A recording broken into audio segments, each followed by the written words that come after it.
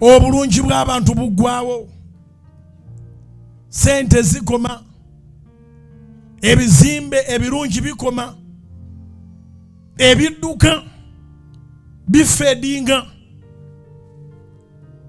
ekyali kiriko luli waliwo eddawo wali weegombera emmotoka tokyajegomba gye wali weegomba luli kati oyagala kuzize.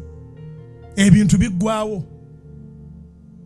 Oyinza n'okusanga akawala ke wali oyagala ng'oga nti Mukama bw'akakuwa abaakuwadde eggulu ly'oku nsi kati n'oddamu n'okasanga n'oga nti Katonda wange nga kaggwawo kasenyuuka.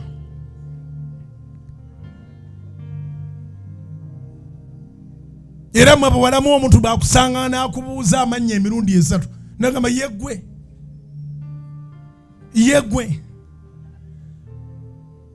nkakasa yeggwe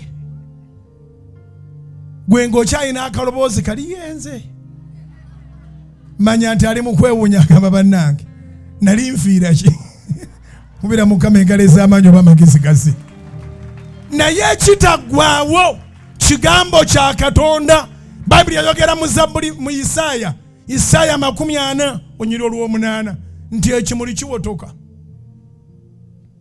n'omuddo guyongobera naye ekigambo kya Katonda kibeerera emirembe gyonna.